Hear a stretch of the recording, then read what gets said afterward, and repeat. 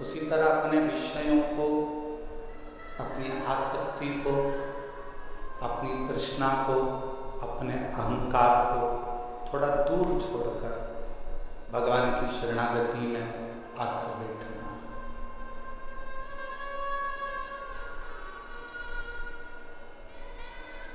शिवगण भृंगी पर आधारित ये शिव महापुराण की कथा हो,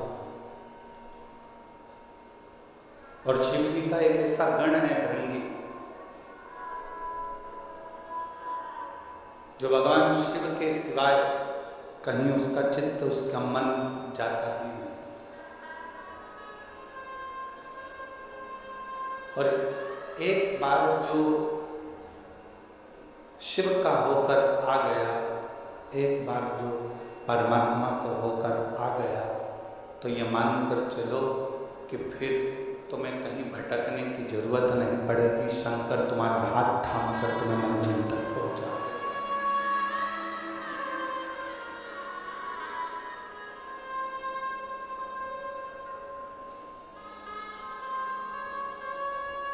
हमने कथा के पहले भी वर्णन किया है कि शिव महापुराण की कथा करवाने वाला कोई दूसरा नहीं होता, स्वयं देवाधिदेव महा, जम के बोलो जरा, देवाधिदेव महादेव। और आज वास्तव में कथा के यजमान भी महादेव महाराज ही हैं।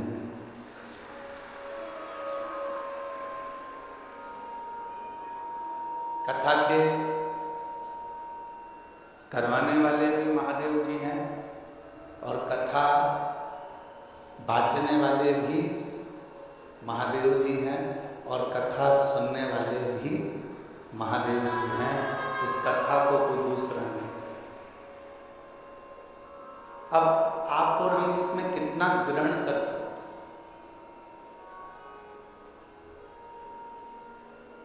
आप और हम इसमें से कितना ले सकते हैं,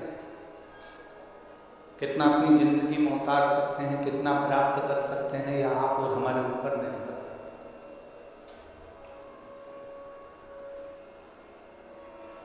महाराज, ज्ञान की पहचान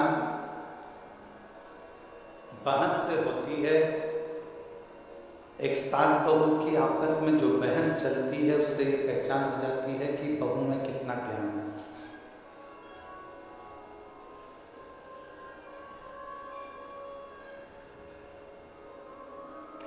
परिवार के किसी व्यक्ति की बहस चलती है तो उससे मालूम पड़ जाता है कि कौन के परिवार में कितना ज्ञान है।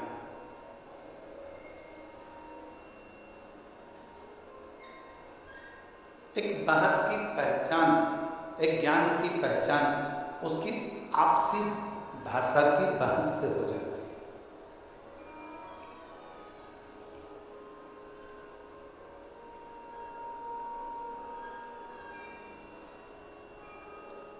आपने कितना ज्ञान है, या आप किसी से तर्क कर रहे हो, वितर्क कर रहे हो, किसी से बातें कर रहे हो, किसी से बोल रहे हो, बहुत जल्दी पहचान में आ जाता है कि आपके अंदर कितना ज्ञान है, कितना ज्ञान भरा हुआ है, कितना ज्ञान आपके अंतर्गत समाहित है, कितना ज्ञान आपके अंतर्गत है।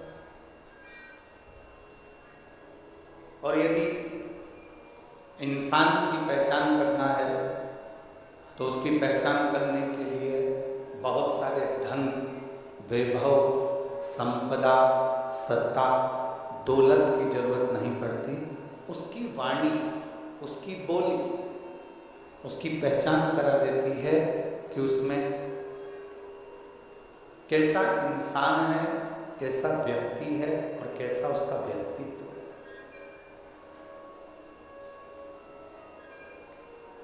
केवल वो बोलेगा, केवल उसकी वाणी निकलेगी, केवल उसके शब्द निकलेंगे, केवल वो बोलेगा और उससे उसकी पहचान हो जाएगी कि इसकी वाणी के अनुसार ये इंसान कैसा है। अब उसको परखने की जरूरत नहीं है, उसको बहुत जानने की जरूरत नहीं, उसको बहुत देखने की जरूरत नहीं, केवल उसको उसकी वाणी, उसकी शब्द, उसकी बोली ही उसकी पहचान बता देती है।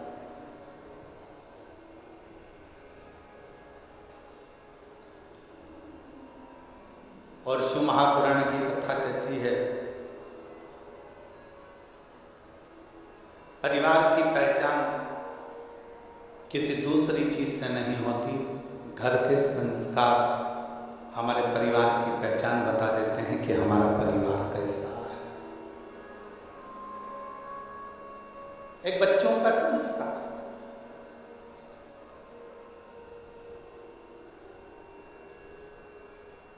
एक प्रसंग याद आता है,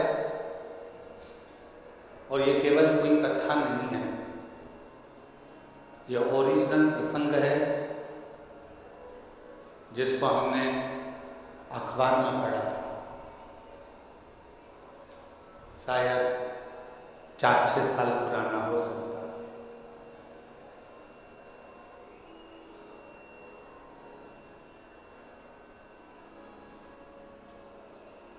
एक माता पिता ने अपने लड़के की शादी एक लड़की से पक्की कर दी।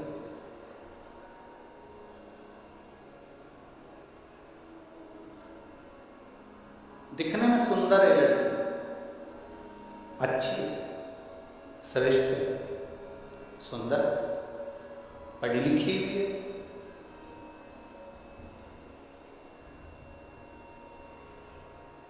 दिखने में उसकी सुंदरता भी है, पढ़ी लिखी भी है और अच्छी भी है। विवाह पक्का हो गया, सगाई हो गई, संबंध जुड़ गया। अब जो लड़के के पिताजी थे, उनके घर में कोई लड़की नहीं थी, तो जिस लड़की से उनका संबंध जुड़ा था उसको उन्होंने बेटी मान लिया।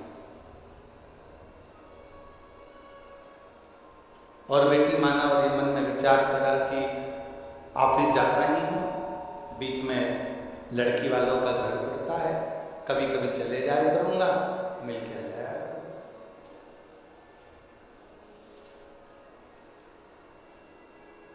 ये कोई कथा नहीं है, हमने अखबार में पढ़ा था 6 साल 8 साल पहले।